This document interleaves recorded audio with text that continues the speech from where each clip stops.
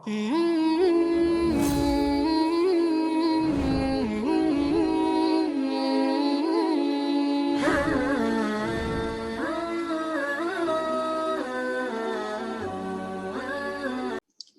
باللہ من الشیطان الرجیم بسم اللہ الرحمن الرحیم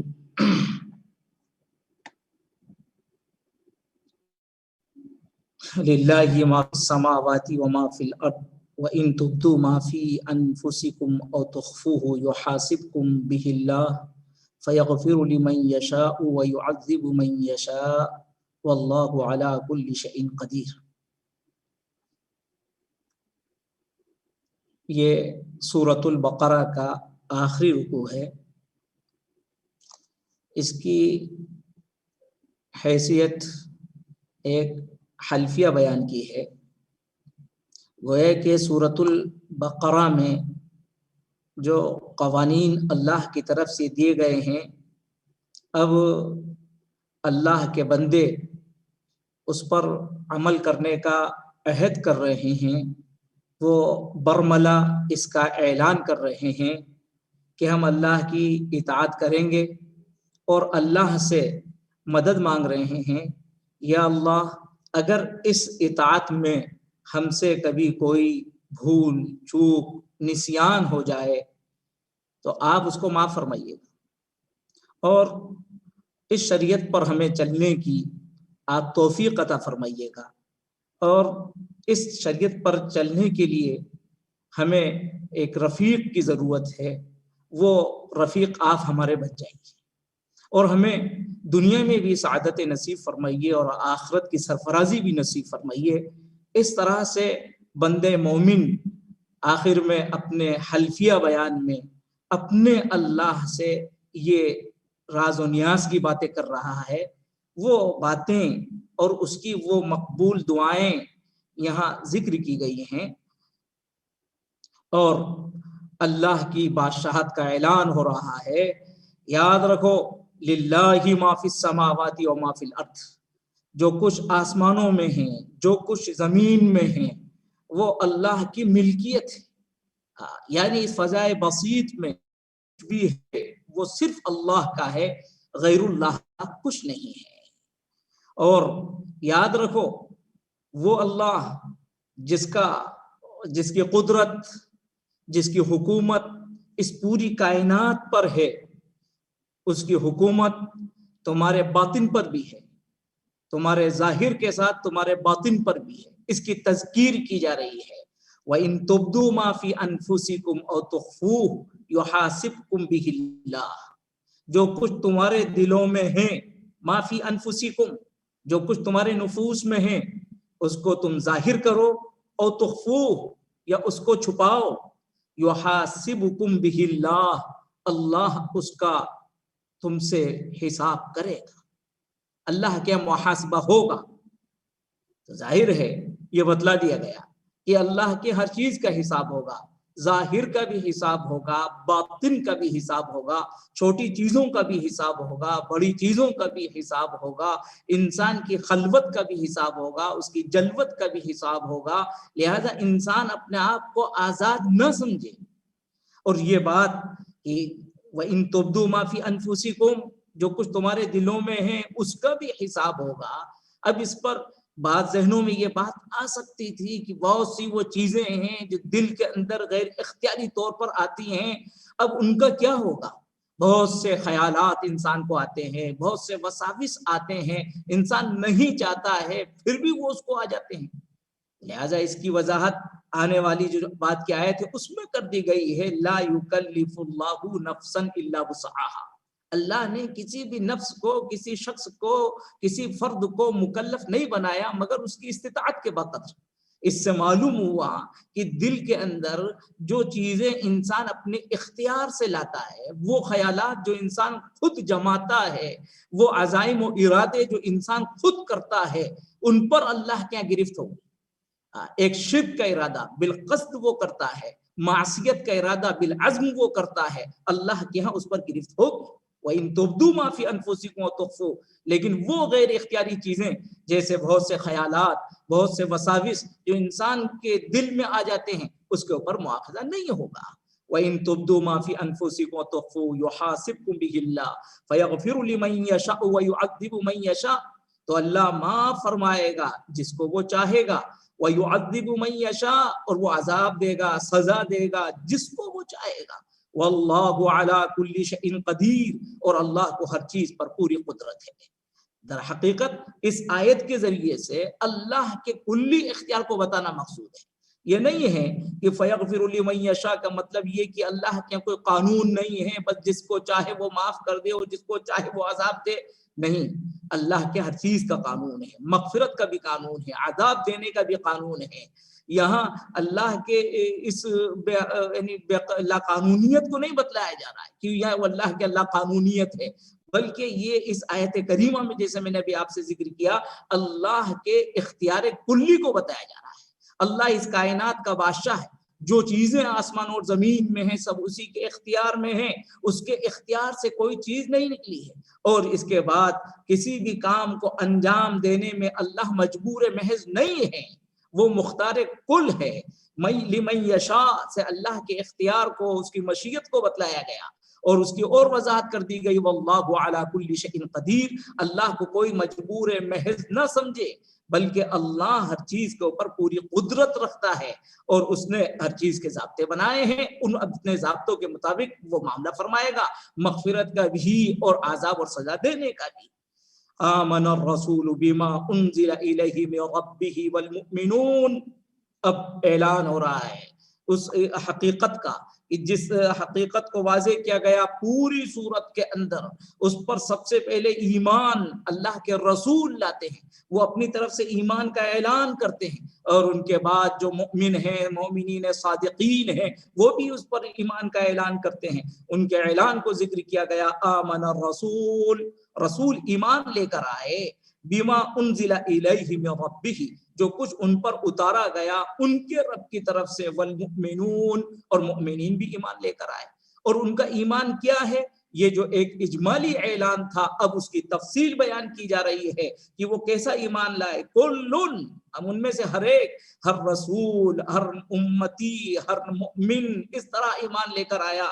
آمن باللہ وملائکتہ وکتبہ ورسلہ، ان میں سے ہر ایک ایمان لے کر آیا اللہ پر، اس کے فرشتوں پر، اس کی کتابوں پر، اس کے رسولوں پر. یعنی اللہ پر ایمان لایا یعنی اللہ کی ذات پر، اللہ کی صفات پر ایمان لے کر آیا. یہی کامل ایمان ہے، اللہ کی ذات کے ساتھ اللہ کی صفات کا اقرار، اللہ کی صفات پر ایمان.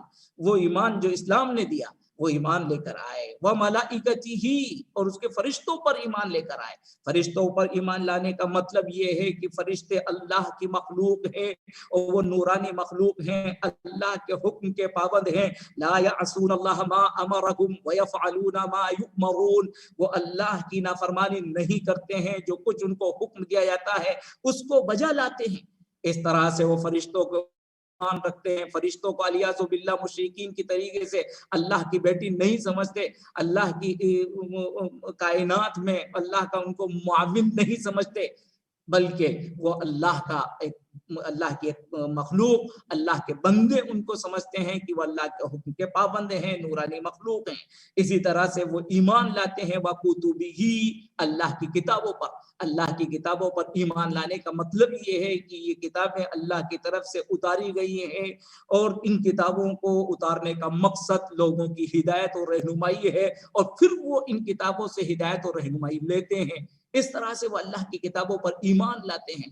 ورسولہ، اور اللہ کے رسولوں پر ایمان لاتے ہیں کہ اللہ نے اپنے بندوں میں سے رسولوں کا انتخاب فرمایا، اور رسول جو ہوتے ہیں وہ معصوم ہوتے ہیں، اللہ کے حکم کے پابند ہوتے ہیں، اور انسانوں کے لیے وہ آئیڈیل اور نمونہ ہوتے ہیں. تو اس طرح سے وہ رسولوں کے اوپر ایمان لے کر آئے. ورسولہ لا نفرق بین احد من رسلہ، اور وہ یوں بھی کہتے ہیں وقالو، اور انہوں نے یہ کہا لا نفرق بین احد من رسلی، ہم اس کے رسولوں میں سے کسی میں کوئی تفریق نہیں کرتے، یعنی بحیثیت رسالت کے ہم کسی کو چھوٹا و بڑا نہیں سمجھتے، سب اللہ کے رسول ہیں اور اللہ کے بھیجے ہوئے ہیں اور رسالت میں سب برابر ہیں۔ یہ اس طرح کی کوئی تفریق نہیں کہ یہ رسول ادنا ہے اور وہ رسول اعلیٰ ہے، یہ نہیں، رسولوں میں سب کو برابر کا رسول سمجھتے ہیں، اللہ نے سب کو برابر کا درجہ عطا فرمایا۔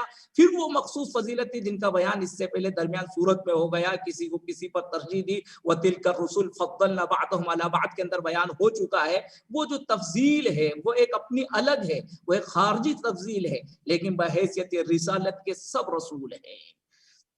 وَقَالُوا سَمِعْنَا وَأَطَعْنَا، اور پھر یہ اللہ کے بندے صرف ایمان کا اعلان نہیں کرتے بلکہ اپنی اطاعت کا بھی اعلان کرتے ہیں، اور وہ یوں کہتے ہیں سمعنا، ہم نے سنا، وَأَطَعْنَا، اطعنا کا مطلب ہی یہ ہے کہ ہم نے دل سے اس کو مانا، دل سے ہم نے اس کی اطاعت کی، اور یہی ایمان کامل ہے کہ انسان اقرار کے ساتھ اس کو عمل بھی کرے، اقرار باللسان و تصدیق بالقلب والعمل بالجوارح، جس کو کہا گیا ہے جوارح سے عمل۔ وقالوا سمعنا واطعنا، یہی ہے غفرانک، پھر وہ اللہ سے مغفرت مانگتے ہیں، غفرانک ربنا، اے ہمارے رب ہمیں معاف فرما، اگر ان احکام کی اطاعت میں ان کو بجا لانے میں کوئی کوتاہی ہو تو آپ معاف فرمائیے، وَإِلَيْكَ الْمَصِيرُ، اور انجام کار آپ ہی کے پاس ہے، واپسی آپ ہی کے پاس ہے۔ لا يكلف الله نفسا الا وسعها لها ما كسبت وعليها ما اكتسبت ربنا لا تؤاخذنا ان نسينا او اخطأنا۔ پھر اس شریعت کو بتلایا گیا کہ یہ جو شریعت دی گئی ہے یہ شریعت ایسی آسان شریعت ہے کہ ہر انسان اس پر عمل کر سکتا ہے، شریعت کا کوئی حکم ایسا نہیں ہے جو مشکل ہو اور انسانی طاقت سے باہر ہو۔ لا يكلف الله نفسا الا وسعها، اللہ نے کسی نفس کو، کسی انسان کو مکلف نہیں بنایا مگر اسی کا الا وسعها، جتنی اس کے اندر وسعت ہے۔ تفصیل بھی آپ کے سامنے اس سے قبل آ چکی ہے کہ شریعت کے اندر جہاں سے تکلیف پریشانی شروع ہوتی ہے وہاں سے شریعت سہولت پیدا کر دیتی ہے۔ آپ شریعت کے ہر حکم کے اندر غور کر سکتے ہیں۔ ایک انسان حضر میں رہتا ہے، جب وہ سفر میں جاتا ہے شریعت فوراً اس کے لیے تخفیف کر دیتی ہے، وہ قصر۔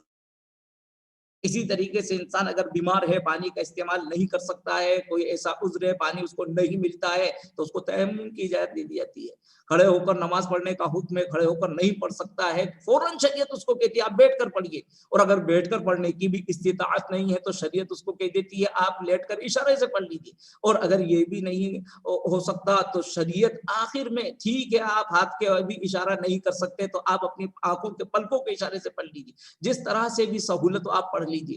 اور جب انسان کے اعضائے رئیسہ ہی معطل ہو جائیں، دماغ ہی معوف ہو جائے اور اس کے اوپر بے ہوشی طاری ہو جائے اور وہ کوما میں چلا جائے تو پھر شریعت اس کو کسی چیز کا مکلف نہیں بناتی ہے۔ شریعت میں جہاں تک انسان کر سکتا ہے اس کے بس میں ہے، بس وہیں تک شریعت اس کو مکلف بناتی ہے۔ ہر چیز میں آپ کو یہی دیکھیں گے، آپ روزے میں اس کو دیکھیں گے، زکوٰۃ میں دیکھیں گے، حج میں دیکھیں گے، معاملات میں آپ اس کو دیکھیں گے، اور اس کے بیانات آپ کے سامنے آ چکے ہیں۔ تو شریعت نے کسی کو مکلف نہیں بنایا مگر اتنا ہی جتنا اس کی وسعت ہے۔ لہا ما کسبت وعلیہا ما اکتسبت، لہا ما کسبت، اور اس کو ثواب ملے گا، اجر ملے گا جو کچھ اس نے عمل کیا ہے، وعلیہا، اور اس پر گناہ ہوگا، مکتسبت، جو کچھ اس نے بالقصد کیا ہے۔ اور بالقصد کا مفہوم اکتسبہ، اکتساب کہتے یہ ہیں بالقصد کسی چیز کو کرنا، محنت کے ساتھ کسی چیز کو کرنا۔ ظاہر ہے کہ اب گناہ پر، نیکی پر تو اللہ ویسے ہی اجر عطا فرما دیتے ہیں، ایک انسان نیکی کا ارادہ کرتا ہے اس پر بھی اس کو اجر عطا فرما دیا جاتا ہے، لیکن معصیت میں جب وہ بالقصد کوئی معصیت کرتا ہے تب اس کو گناہ اس کو دیا جاتا ہے۔ وعلیہا مکتسبت ربنا لا تؤاخذنا ان نسینا او اخطأنا۔ اب بندے مومن اپنے رب سے فریاد کرتا ہے، اے ہمارے رب ہم سے ہمارا مواخذہ نہ کیجیے گا، ان نسینا او اخطأنا، اگر ہم بھول جائیں یا ہم سے چوک ہو جائے ہمارا مواخذہ نہ کیجیے۔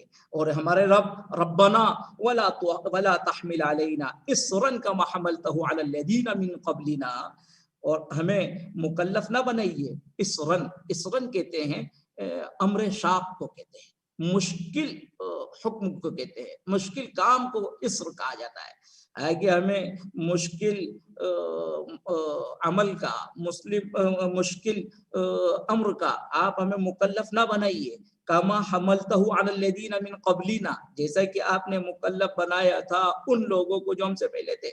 مثال کے طور پر بنی اسرائیل نے جب گوسالہ پرستی کی اور انہوں نے بچڑے کو پوجا تو اس وقت پھر ان کو حکم دیا گیا تھا کہ وہ لوگ جنہوں نے پوجا ہے ان کو قتل کریں، وہ لوگ جنہوں نے اس کی پرستش نہیں کی ہے تو ان کی توبہ قتل کے ذریعے سے قبول ہوئی۔ تو یقیناً یہ ایک بڑا سخت حکم تھا، اس طرح کا ہمیں اللہ کوئی حکم نہ دیجیے گا، اگرچہ یہ انسانی طاقت کے اندر تھا اور ان کو جو مکلف بنایا گیا وہ ان کی طاقت سے باہر کی چیز نہیں تھی، لیکن بہرحال یہ انسانی طبیعت پر ایک گراں ہے، بار ہے۔ اس لیے امت محمدیہ کو یہ تلقین کی کو اس طرح کی دعا کریں اپنے رب سے، اور ایک بندے مومن اس طرح کی دعا کرتا ہے، ہمارے رب ہمیں مکلف نہ بنائیے گا کسی مشکل ترین حکم کا، جیسا کہ مکلف بنایا گیا ان لوگوں کو جو ہم سے پہلے تھے۔ اے ہمارے رب، ربنا ولا تحملنا ما لا طاقت لنا بھی، آپ ہمیں مکلف نہ بنائیں اس چیز کا جس کی ہمیں سکت نہ ہو۔ اب یہ دو بار یہ دعا میں تکرار نہیں ہے، بلکہ جو یہ اول دعا ہے ولا تحمل علینا اصرا، اس کا تعلق تشریعی امور سے ہے، اور اس کا تعلق ولا تحملنا ما لا طاقت لنا بھی کا تعلق تکوینی امور سے ہے، یعنی دنیا میں ہمیں کسی ایسے معاملے کا، کسی ایسے مسئلے کا اور کسی ایسی مصیبت کا، کسی ایسی دشواری اور پریشانی کا آپ مکلف نہ بنا دیجیے گا جو ہمارے سکت میں نہ ہو۔ سماوی اور ارضی آفات ایسی نہ آ جائیں ہم پر جس کو ہم برداشت نہ کر سکیں۔ ولا تحملنا ما لا طاقت لنا، اس کے بعد بندے مومن اپنے اللہ سے دعا کرتا ہے واعف عنا، ہمیں درگزر کیجیے، ہم پر آپ نے جو کچھ احکام ہم کو دیے ہیں، جن احکام کا آپ نے ہم کو مکلف بنایا ہے، اب ان احکام کی ادائیگی میں اگر ہم سے کوئی کوتاہی ہوتی ہے تو اے ہمارے رب آپ ہمیں اس سے درگزر کیجیے، واعف عنا واغفر لنا، اور ہمیں بخش دیجیے، ہمیں آپ بخش بھی دیجیے۔ اس کے بعد اگر شریعت کا کوئی حکم ہم کو دیا گیا اور ہم سے اس میں کوتاہی ہو گئی، اس کو بخش دیجیے، اس کو معاف کیجیے، ورحمنا، اور ہم پر رحم بھی فرمائیے، ہم پر کوئی ایسا سخت کیجیے، کوئی ایسی مصیبت اور کوئی ایسی پریشانی، چاہے وہ دنیاوی ہو چاہے وہ سماوی ہو، اس سے ہماری حفاظت کیجیے، ہم پر تو اپنے رحم و کرم کی بارش فرمائیے، ورحمنا انت مولانا، اور آپ ہی ہمارے کار ساز ہیں دنیا میں بھی آخرت میں بھی، فانصرنا علی القوم الکافرین، اور ہمیں غلبہ عطا فرمائیے کافر قوم پر، آمین یا رب العالمین۔